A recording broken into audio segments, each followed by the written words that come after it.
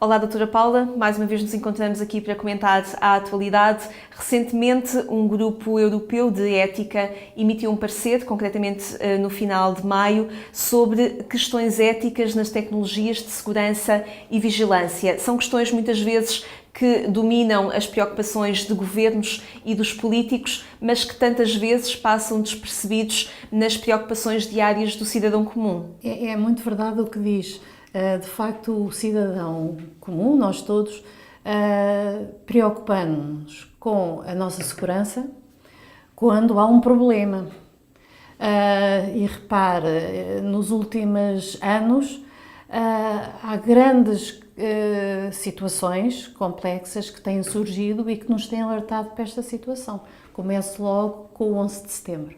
O 11 de setembro talvez seja o grande marco da nossa vida, em que nós ficamos aterrorizados com a falta de segurança. E se calhar se nos perguntássemos a nós próprios naquele dia o que é que nós estaríamos dispostos a dar ou a reduzir na nossa liberdade e na nossa privacidade em prol de estarmos seguros, nós daríamos tudo. E de modo que esta questão da segurança, da vigilância, em confronto no fundo, ou a segurança em confronto com a nossa liberdade individual e a nossa privacidade são questões do dia-a-dia e cada vez vão ser mais. E porquê? Porque cada vez há mais meios, a tecnologia é cada vez mais sofisticada para conseguir captar informação, guardar informação, e gerir essa informação. Sem o conhecimento das pessoas. Uma grande parte das vezes sem o conhecimento das pessoas. A grande questão, e é a questão ao ponto de partida deste parecer, é precisamente a segurança e a privacidade da nossa liberdade, no fundo, em confronto. E este confronto, e é esse eu acho que é o ponto-chave do parecer, é até que ponto é que nós devemos abdicar da nossa liberdade, da nossa privacidade em prol da segurança. Se são dois princípios, no fundo, que estão em confronto ou não, ou se existem formas evitando essa tensão, esse confronto, existem formas de olhar para esta questão. O próprio Grupo Europeu sobre Ética diz que estas questões de alguma forma têm de ser concertadas, ou seja, pedem uma resposta transnacional. Esta questão de saber entre que segurança abdicar e entre que liberdade abdicar, ou seja, temos de encontrar uma resposta transnacional. Sem dúvida, até porque vivemos num mundo global. É certo que, em termos de legislativos e de competência, mesmo somente circunscrevendo à União Europeia, a segurança nacional é da competência de cada Estado. Mas existe depois todo um sem número de questões que extravasam a própria segurança nacional. Aliás, nós vivemos num mundo de tecnologia global. Já nem estamos, eu penso que já nem podemos falar somente em União Europeia ou exclusivamente neste conjunto de países. Temos de falar já em todos os países. Estamos a falar nos Estados Unidos, nos outros continentes e no fluxo de informação que circula entre continentes. Eu não estou só a falar em segurança e aspectos de segurança nacional, mas em toda a informação que hoje em dia circula. Portanto, não faz sentido pensar em legislar ou em regular somente num país, porque não tem efeito absolutamente nenhum. Portanto, nós temos de pensar numa estratégia, os países têm de pensar numa estratégia a nível global. Eu penso também é esse o sentido do parecer e é esse o sentido que a Comissão Europeia, ao pedir a este Grupo Europeu de Ética que responde diretamente à Comissão Europeia, é precisamente neste sentido de como, no fundo, harmonizar as legislações e como pensar esta questão da segurança versus a nossa liberdade, a privacidade, a nossa privacidade num aspecto global. E o parecer foi, no fundo, um bocadinho mais longe na questão da gestão dos princípios, ou seja, a segurança nós reconhecemos que a segurança é também um princípio que tem de ser salvaguardado. Há situações, de facto, que justificam determinadas medidas e há determinadas situações que justificam que as pessoas não tenham conhecimento de que estão a ser vigiadas, que estão a ser aplicadas medidas de segurança relativamente a determinadas situações. São questões de segurança nacional, são questões sigilosas, mas tanto a segurança não é um princípio absoluto, como a privacidade também não é. E elas como é que devem ser geridas? Devem ser geridas tendo em vista um princípio, esse sim absoluto, e que no fundo vai servir de gestor destes dois, que é a dignidade humana. Quer dizer, nós podemos condicionar ambos, mas temos de ter sempre como base que a dignidade humana é inalienável e, portanto, nós não podemos prescindir dos nossos princípios abaixo daquilo que consideramos que é digno. O grupo de trabalho diz mesmo, sublinha que a vigilância tem de ser necessária, mas tem de ser proporcional. Com as novas tecnologias a mudarem de ano a ano, como é que é possível medir e ter equilíbrio? Não há medida.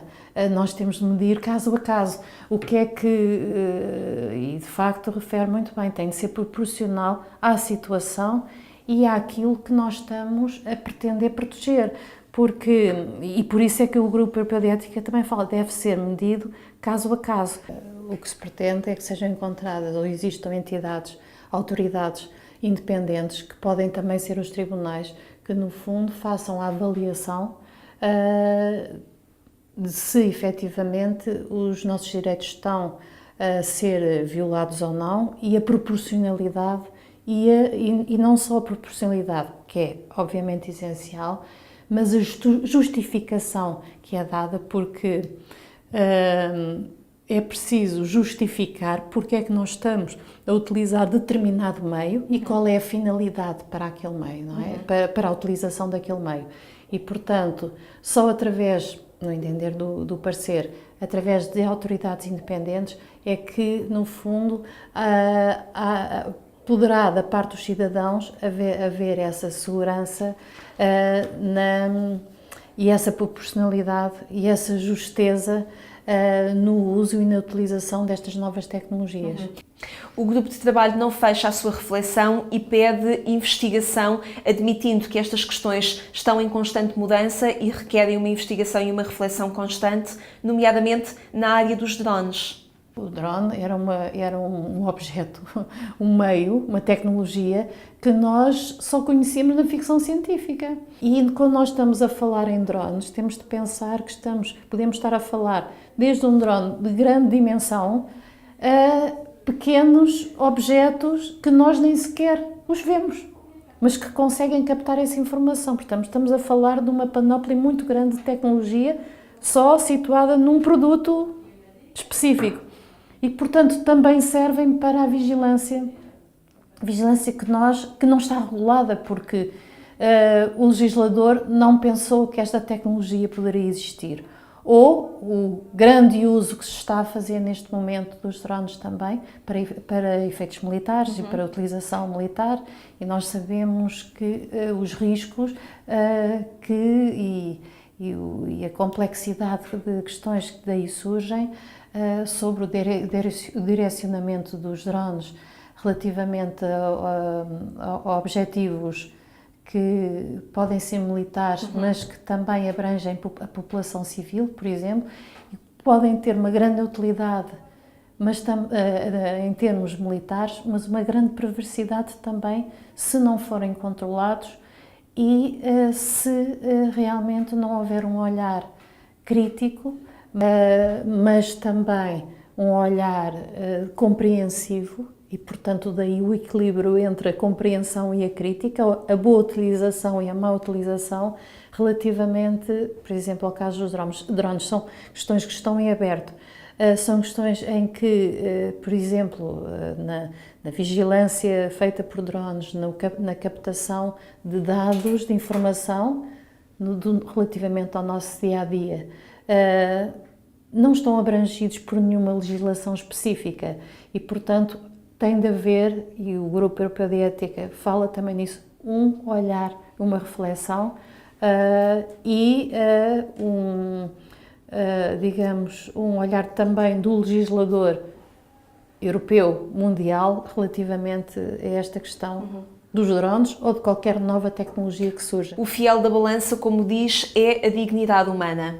É exatamente, porque os outros princípios que nós estivemos a falar podem sofrer restrições, porque não são absolutos. A dignidade humana é absoluta. Claro que me vai dizer que é também um princípio que tem de ter consistência.